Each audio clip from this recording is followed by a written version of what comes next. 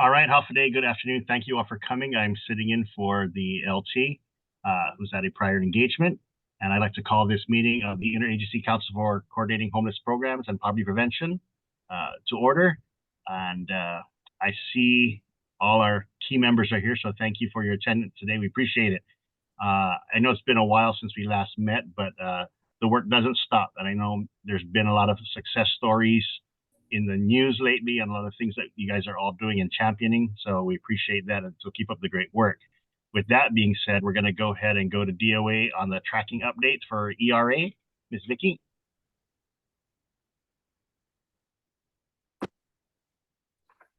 Thank you, Mayor, and thank you, council members. We really don't have much of an update other than the fact that we're still accepting applications. To date, we've received almost 5,000 applications total for the ERA, of which 2,072 of them are ERA2 applications. Currently, we only have 26 that are pending documents, so our backlog is way gone. And we have about 1,007 of the applicants that have processed through for continuance services and or assistance. And of them, we still have about 450 remaining active. The rest have already either max cap or were denied for whatever reasons. In total, we have expended 15.7 million in direct services under ERA2 and 38.6 million total for ERA 1 and 2. And then I just can't remember if, because it's been a minute, whether or not I was able to report that we did receive the funds from our third trench. So that is in the bank, and we're ready to move forward with the affordable housing project. And where that's sitting is, I think at the last meeting, I had mentioned that we had to turn in a policy to our director, Director Byrne, and he is in the middle of reviewing it. And then once the policy is approved, then we can go forward with the affordable housing perspective and working closely with GURA on that. And that's what I have for ERA. Anisha is not here today, so I'm going to report out, and I can't remember if she reported out the last time that HAF is effectively closed. They have expended 11.9 million, which was all of their money, and have zero monies available for housing assistance program. Thank you. And I know that you guys are still doing outreach. I saw in the energy office flyer, there's an ERA out there. So I appreciate that you're still keeping on that and going out there to those public events. And I know that there's the passport to services. Will you guys be participating in that one as well? We have not been notified of that, so I'm not sure, but we're willing to. So if we can get the invite on that, then for sure. I'll work with you. Sorry, Rob. No, good. Vicky, Sorry, Rob. Can I ask what is that affordable housing project you'll be working on? The affordable, who's asking that? I'm sorry, I didn't see the Rob. So the affordable housing, a part of the ERA program and mandate from US Treasury is that we allot so much of our funding. And so in essence, it's 20%, no more than 20% of our total funding for ERA2, and kind of direct that towards affordable housing for low income and very low income families. Basically, it's the families that meet the 50 percentile and below thresholds of the area median income. And they also encourage us to work very closely with GURA, because GURA's, under HUD, and it's all about just really establishing, helping to establish new housing or housing for this demographic. And so that's why every jurisdiction is required to participate in the affordable housing program. under ERA. So we were required to meet the 75% of our total allocation before we could start looking towards that. And back in December last year, we were approaching our 75%, although we were still a ways off. And so we started to look at how we would be able to help. And when I spoke with the Lieutenant Governor about this, and he was really excited that we were going to be able to utilize some funds for this program and basically for the GURA projects. Initially, I thought it was going to be able to assist with any projects that perhaps Guam Housing has, but because they do have rentals, but their Guam Housing has a different qualifier in terms of who can qualify for their rental units, and 9 times out of 10 they're not at that percentile that's required by our program. So, but by golly, Edith, if you have something, you're more than welcome to submit a packet to us so we can check. Also, just so that you know, Mayor, this is not restricted to just GURA. However, any developer or whatnot would have to work through GURA, because if they're targeting any demographic that's potentially under GURA. All right. Mm-hmm. Thank you so much. Rob, does that answer the question on your end? Yeah, I guess details will be coming. So I think Edith has Perfect. something. Yes. Can't hear. You're on mute, Edith. Is she on mute? I don't see her muted. Oh, how come there's no sound? Maybe her system. I was having trouble with mine too. Edith, there you go. No.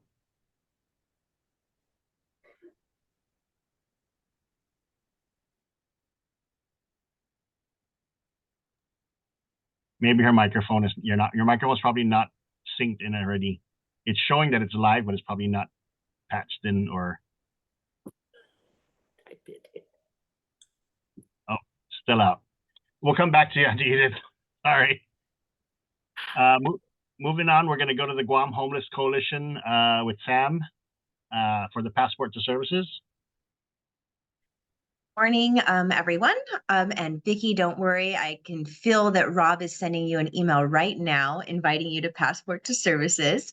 Yes, we are holding our annual outreach event, Passport to Services, on April 26th. That's a Friday from 9 a.m. to 2 p.m. at the Chamorro Village Huts. So this is just a really great day to bring out all of the different service providers that are part of the Guam Homeless Coalition. And then we also invite other service providers to come out to provide information to those who are at risk or might be experiencing homelessness. They're able to get information. Also, we're going to have immunizations available.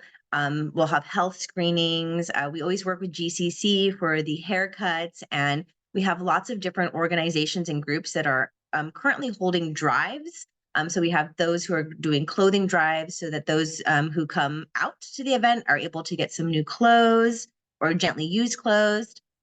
We also have a bunch of groups that are hosting food drives, so canned food drives or pop-top drives, so that we're able to provide anybody who comes out with kind of a giveaway bag at the end. And those are always usually filled with non-perishable foods and then sanitation kind of items as well. We will also have transportation, and we're working with Kloppenberg right now to be able to provide that transportation. So once we finalize that, the details will be released. But typically what we do is we have the mayor, we have usually the Dededo and the Tamuning mayor's office as pickup points. And then we also kind of drop them back to those areas as well. Right now, if there's anybody who's interested in donating items that can be used during it, so usually that's going to be a lot of those food products, they can always reach out to OHAP. Rob has generously offered up his office as a staging area. Thank you, Rob. The number for his office is 475-2093. At this time, we also did just want to really recognize Attorney Peter Scrow. He was always actually a really huge donor whenever it came time to the Passport to Services. He would also like come out to all of our outreaches, was part of the pit count, but we always kind of had him come out, and he would always donate like the food for all of the people who would come out. So, we just want to recognize that he was always a big part of the Guam Homeless Coalition. So, but is there anything I'm missing, Rob, or any questions? I think that's good. We have a couple weeks until it's happening, so we're finalizing all of the logistics, and we'll reach out to anyone that we did not add yet. We probably still have a few more people that we can add, but the huts are pretty full right now, so it looks like it's going to be a pretty big event. Did you mention the Guahan Sustainable? They're going to be Oh, kind of a yes. new group, but they're the ones that are doing the farming. And I just ran across one of them, and they said they would be willing to participate. So they'll be even helping out this year with their produce and giving out some food bags also for that day. So that'd be a good new partner we'll have. Yeah. Mhm. I do have a question, Rob or Sam. I know that we're going to provide the logistics support here. Can we drop it on Thursday? Is that okay? Thursday night or Thursday afternoon? Is someone going to be there to watch it, or like how do Thursday you? probably. Do they have the Chamorro? They have the Chamorro Village night Thursday nights, right? Or that's Wednesdays. Wednesday. okay. I'll clear with Melvin if we could do that. Yeah, we'll just have to find a space to secure everything, because there won't be anyone who'll be able to watch everything. Hmm. Ask the homeless to stay there and keep an To eye on watch it. it for us. Give them an extra bag. That's how Yeah. it works. They'll do Yeah. it, or an extra bag of something. But yeah, Yeah. because my guys, we have a full schedule, but if we're gonna do this, it's gonna just be hard to do earlier in the day and then not meet your expectation time. At least if we get it out there, then people can come and pick up their tables and chairs and their allotments. And then what is the end time for you for logistics? 2 p.m. will be end of the event, and then load up after that. Okay, got it. Thank you. Thank you. Mhm. Thank you. So Samantha, can I take this moment and ask, because it sounds like immunizations are going to be available.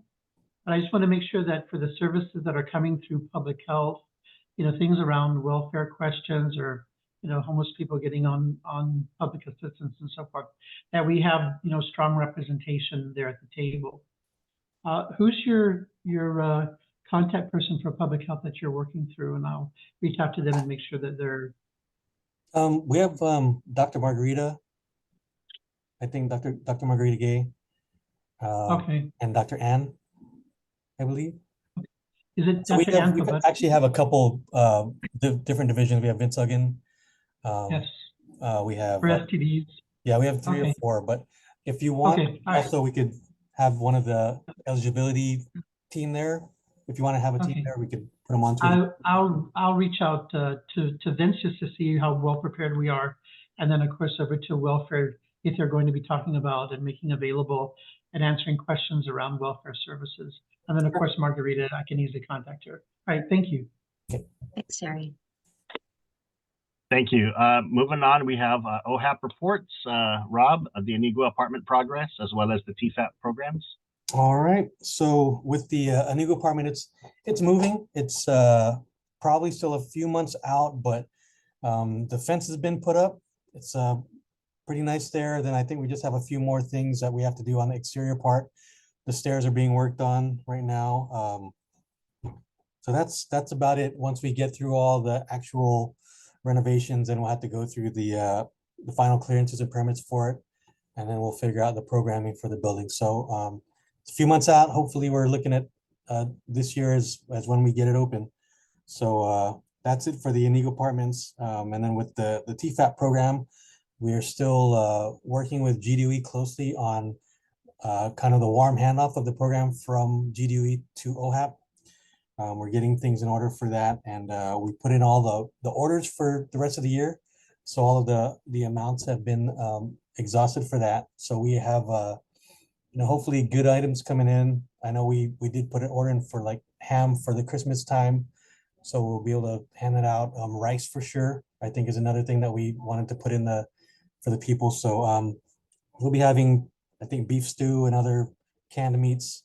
I But think no more beans and no more limited beans. we've limited the beans, so I think so. Good. Yeah. So we have like tomato sauce coming. I think maybe some pasta. I'm forgetting, but just things that can make actual full meals and good rice and meat things. All right, good. Yeah, and so yeah, so we're good throughout the year, and then I think we're looking at maybe the full handoff to OHAP will happen around the fiscal year changing. So that'll be October. And so one thing When I is sorry, when is the next cycle that you guys are going to disperse food to the people? we are looking at the next shipment should be coming in maybe end of April.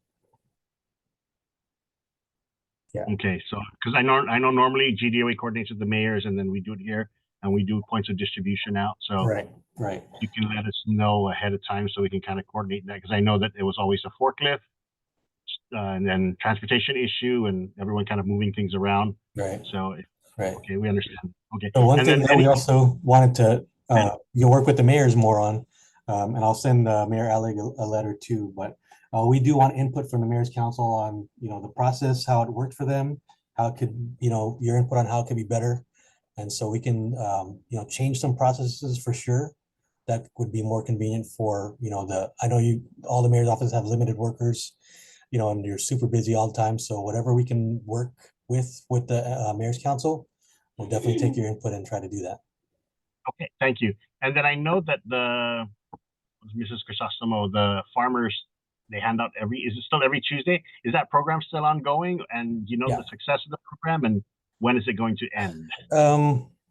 I'm not sure when it's going to end, but I believe when we did talk about that the last time, they had a increase in the amount of people that went, and they did run out of bags. So I believe it's still going on the Tuesday. I forget which Tuesday of the month it is.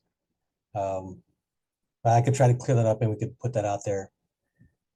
Yeah, I mean, I know people are taking advantage of it. I think but people don't know when the end date is. So just if there's something they've altered it, they've altered their lifestyle on something, saying, hey, we're getting fresh produce in, and then suddenly it's just going to be no more because the program ended or funding stopped, or at least if we can kind of give them ahead of time to know, because I know that the TFAT, this farmers program, have all been supplemental to what they've been going, and as they see the high cost of other goods, this has been that lifeline for them. So Right. they're not buying $35 watermelons Right. and stuff. That's Did kind you of see that picture too? yeah, I saw that picture too. I was like, ugh. I've never seen a 20-pound watermelon though, so I can't eat that much. But I think as long as people know end dates, they feel less, they'll trust the system more because they feel like they partake in it. Right. And so I think maybe we can, maybe I'll extend an invite to Guahan Sustainable. Maybe they could give some details actual like the next meeting. So Sounds great. Thank you.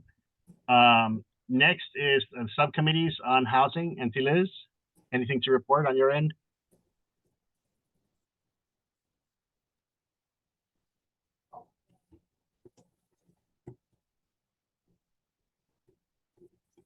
Sorry about that, trying to find where my cursor went. Yes, well, the only thing that I did want to mention is that as we know, we did purchase the Ariarte Street building in Tamuning that is going to serve as the drop-in shelter for homeless. And so just an update is that we're going through rehab planning phase, and then once we have that all done, then we'll get to the procurement of getting the facility rehabbed, and then we'll go from there. That was really all I had, and thank you to Vicky for their assistance with the ERA2 funding, which can be used, 20% of which can be used to leverage the acquisition of 21 units that we purchased in GIGO for the very low income population that we're trying to assist with affordable rentals. So we're still working the kinks out with them, but we hope to, be able to finish that up in the near future. So thanks to the ERA2 program for achieving their 75% target in order for us to use those funds for affordable rental. That's all I have. Thank you. And I know that some of the public housing units, I saw ads for renovations for some of them. Will that free up more inventory? I thought I saw some little contractual things for changing out, or are they occupied and just going to be changed? I think there were some doors and Are we talking the public housing, or are we talking the Public no? housing. So public housing is different. Yeah, public housing is different. We than what we're talking about with ERA2. So our public housing units do undergo that we have ongoing rehab that's being done on those units, and so as they are completed, then we're able to rent them out to the people that are on. We have wait lists for both our Section 8 population and our public housing units. So the people that would be next would be the ones that would be able to move into those units or get the vouchers that become available. And I'm going to just put this out there. I know it's going to be a gotcha question on it, but I got asked this last week, and it brought an interesting idea to me. Will GORA ever build new public housing units, like newer sections, or is that something they're looking at exactly? Because the ones that existed have existed since 60s, 70s, 80s. Is there going to be development? So each public housing agency actually has what they call the fair cloth limit. And if we're going to build another unit, we're only allowed to build one more. Yeah. Yeah. So yeah, that's a whole different topic. But yeah, if we're going to build one, we're only allowed to build one more. So there's a whole bunch of things that we have to take a look at. HUD talks about RAD, which is converting our public housing units to like Section 8, becoming privately owned, and then Section 8 voucher recipients having that. But it's a lot more complicating than what I've told HUD. It's like, because then we have to relocate the people that are in those units, and right now we have such a shortage in our affordable rental inventory that it's not something that we can do right now. We have to wait until construction and all that other stuff happens, and we get more developers interested in building more affordable housing units, because as our housing study analysis indicated in 2020, we need to build about 9,000 more units, and then with the military buildup. So it's very complicating. And yeah, the demand is much greater than the supply. And it's been like that for several years, but we're working on it. So yeah. I think that, yeah, it is a complicated subject and answer, because as the homeless come in for verification, they said, Mayor, how come they're not building any more new public housing? I said, that's a good idea. I never thought about what that is. And it sounds like a simple solution, but I know it's not.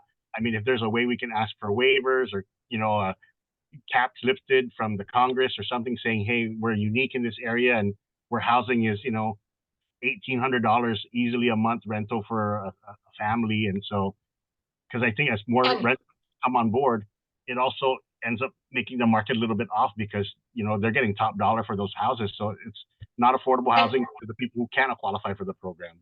And I think the biggest obstacle right now really would be that construction of new units is not is very costly, right? Materials, getting a contractor, et cetera, et cetera. It's not the time for us to try to build anything. That's why we've been trying to acquire existing inventory to add to the housing stock. But yeah, building them right now is not the right time. Too many obstacles to do it. So we're working on ways. You really bring up a lot of good points. I mean, just putting a number of 9,000 houses needed really shows the fact that the vision and the hit on Guam is that we do have a large and growing number of homeless people. And some of that might have to do with the Compactor Free Association. Some of it might have to do with other immigration populations, but clearly a waiver might be something to consider or look at. But you're right, we're competing with the military and they're paying top dollar. But just so everybody knows, affordable rentals is not just a problem on Guam, it's a nationwide problem. It's really difficult for people in the States also to find affordable rentals. So, HUD is trying their best to come up with solutions, right? So yeah, it's not just Guam, it's nationwide. It's a nationwide problem. Affordable rentals are really, really hard to come by. So they're trying to find every which way to, resolve it and add more to the inventory of affordable rentals. I think go ahead, Terry. I think our challenge is the fact that, it can be a national problem, but, people jump from county to county and state to state looking for what it is to meet their need. That's not going to happen. That's not going to happen here. So, our challenges remain unique, and no easy solution. Yeah, and I think that I was just looking at the note that's 2 million units are short throughout the nation. And so if the response of the federal government in the 60s and 70s was to build public housing because they saw it was a need and hasn't been done since, I think maybe as you go to your national conference or you talk to your federal counterparts, that's something to bring up, saying, hey, you know what? Because you're competing with, all these stock market people who are buying up housing developments and then reselling it. So that's driving the price in the States. So it's now owned by venture capitalists. And then you have the military built up on one end. And so if it really is a solution for Guam, there's no shame in living in public housing. I think it's been a huge lifeline for a lot of people. I know families that have lived there for a long time and stuff like that. And you're now into third generations of people who've lived in public housing and applied, but it's something to kind of bring up, either elevate it from the OHAP level. So either Rob, as you go to the National Homeless Conference or stuff like that, that's something to talk about. And then Auntie Liz, as you go to the, saying, hey, why not we just build more housing? And I know they put a cap, but if that cap's from 1970, let's just do it. The government will balance itself out when the free markets are going to realize the government's going to do it. Then it'll slowly push it down, saying, hey, sorry about this. Because I think, when I talked to the sustainability folks last week, I said, the future of Guam's development is going to go up. And they said, how up? I said, people are going to be building second stories on top of single story homes because they can't afford land anymore. So they're going to just, you're going to have parents on the first floor and you're going to have kids on the second floor. And you're going to see that more and more throughout the island in the next 10 years, because that's the only way. Multiple dwellings in one area, because the housing costs right now are through the roof.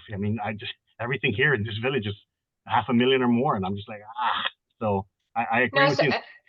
And if it makes anyone feel better, the administration is really doing a good job with their the CMCC meetings they have at Joint Region Marianas that have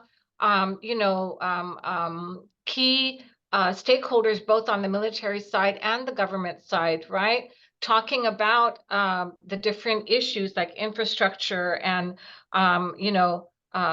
utilities and housing. They included a housing subcommittee. So there is a lot of discussion going on about the impact of the military buildup, with the construction outside the fence and affordable rentals, because military personnel are renting off base and most people can't compete with their housing allowances, right? So there's a lot of discussion happening and they're actually listening. The Department of Defense is actually listening. And so we continue to meet often enough to try to come up with the solutions. So, I feel like that there is a light at the end of the tunnel. It might be a little slow getting there, but the discussions are happening, and I believe we'll, get somewhere sooner rather than later.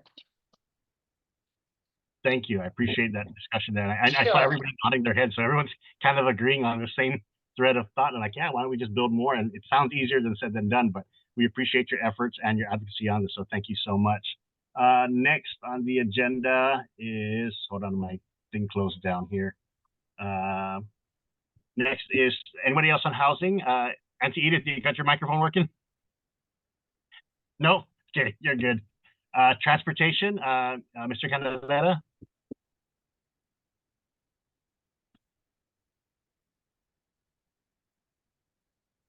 He's gonna unmute, yes, we're seeing it. Yes, buenas. Actually, Linda is currently off island right now, so she should be back Monday. She hasn't given me any comments or issues for GRTA as of this time. Okay, thank you. And I know that the buses are running on time. I got no complaints from the Yes. people who come here, and they're still doing the tickets and everything like that. So great job. I know that the legislature is working on a bill about bus rights for veterans and something else like that. And I'll talk about it at the end of this, but I know I'll talk about it at the end of this. Okay. So we'll have a discussion there. So thank you. Case management, is somebody from behavioral health here? I saw Jess. Hi, half a day, everyone. I'm sorry, I do have camera issues this morning. I don't have anything to report on behalf of my director, but if you have any questions, I'm happy to help answer. None on me, but congratulations on your CARFA accreditation. Good job. Oh, thank you. Thank you. All of you did a fantastic job. That's great. Your Thank you. second time or third time to get that, right? Or you guys Yes, this is our third accreditation, yeah. What an accomplishment. Good job. Thank you.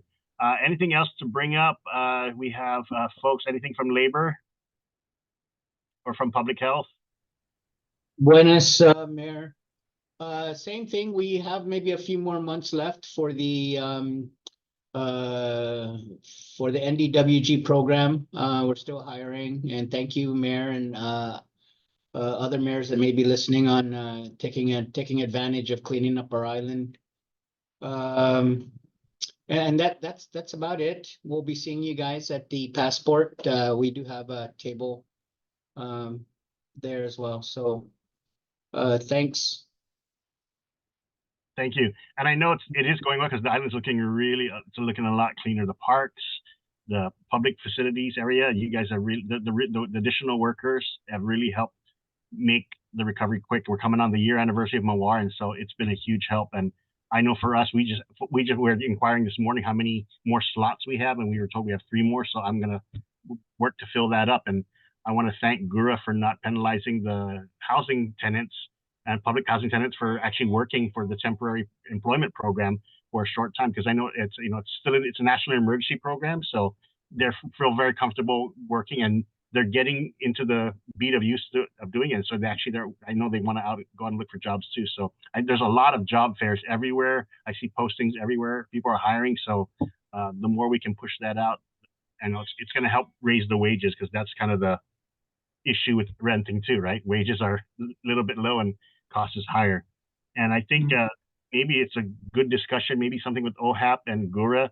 Maybe we can have a housing summit. I know you guys did the homelessness summit, but a housing summit specifically, not an expo, but a summit that we can have these honest discussions with the builders, with the contractors, with the military, with everybody else involved.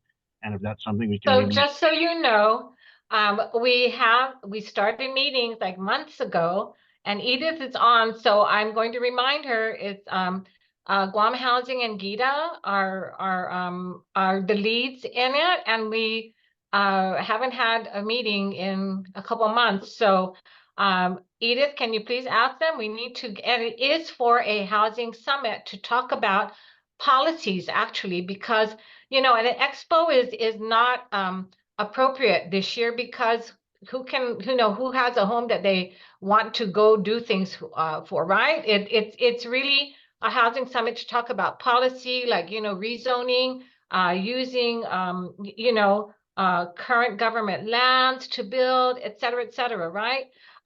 So I'm going to try to push them, and I'll say people keep asking what's happening with our Guam Housing summit that we're supposed to be planning to happen this year.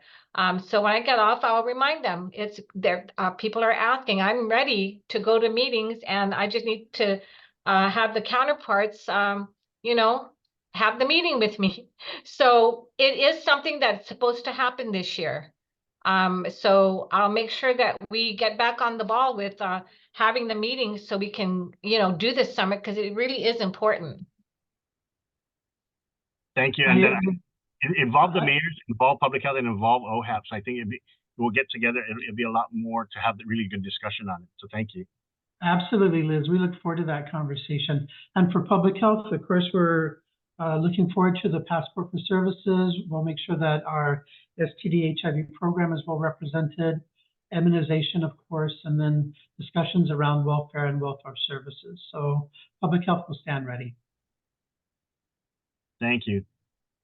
And then one thing else, yeah, the bill that comes up, I think it really, seeing a bill that talks about, I think there was a bill for IDs for students and something else last week. And then now there's a bill for transportation for veterans and other stuff like that.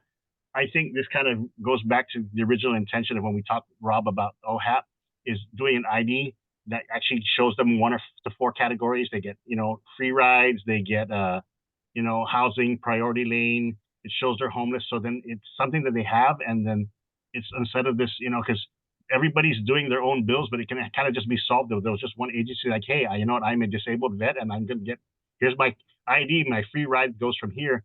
And then it can be tracked data wise for GRTA and everything like that, or, you know, front of the line services for some of the other things. So I just feel like everybody's doing their own thing in the legislature, but if we just did an OHAP type ID for the individual, it would help them get their services outside of a real ID, but to show what they qualify for. They qualify for housing, they qualify for certain things. So it's something to explore and do.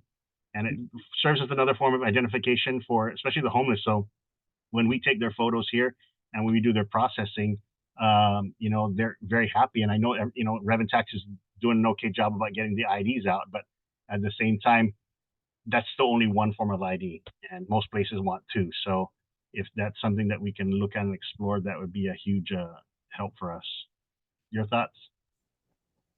I would agree with that. I thought about that too, how to, if there's any kind of like legal bindings that would prevent something like, you know, issuing some ID from, let's say, OHAP, you know, I mean, it wouldn't be really, I guess, anything that's legal like a Guam ID, but it would just be like an ID that we could, you know, issue from this office that could maybe list, you know, the services they need, or, you know, things like that. Just, yeah, centralize, have one central document that says all the services they're getting and they need.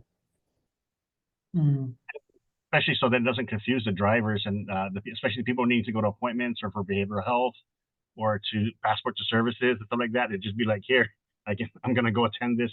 I'm homeless and here's my transportation voucher style. And then that's kind of works out.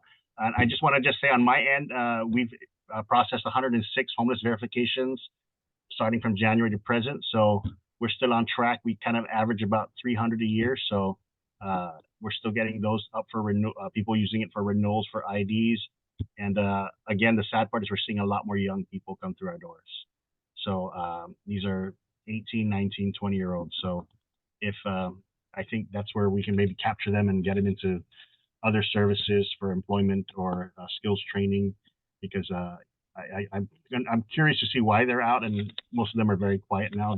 Different generation of people, not too versed in talking, but yeah, 106 is a pretty it's average about 30 a month. So we'll see. Anything else on for anyone? If not, thank you so much for your attendance. Rob will send out the flyer to remind everybody about the Passport Services. You can send it out to your constituents and your consumers, and we appreciate it. I have a visiting Office of Family Violence Against Women federal official here. She's a deputy director, so I'm going to be seeing her at 12:30. So she's here to meet with Guma Mommy, but also just talk about the kind of the alarming rates of family violence on Guam specifically for women and children. So we're going to have a nice, frank discussion on what's going on here. So thank you so much for your attendance. Great. Thank you. Great day. Yeah. Take care. And Mayor, regarding the domestic violence, and if there's any meetings, of course, where you want protective services or myself at the table, we're more than happy to listen in and hear from their perspective as well. Sure, I'll bring that up with her and talk about that with that, because I know we received grants from that, but I think she's here. Her name is Allison Randall, and she's a really amazing woman. Just reading her speeches, she's very passionate. It's something she does for. Yeah, she's the principal deputy director, so she's up there. She's up there in the Department of Justice. So thank you so much. Thank I'll you. bring that up. Thank you. We appreciate it. Thank you. Thank you, everyone. Everybody. Have a safe afternoon, everyone. Thank you. You take care. Adjust. Bye.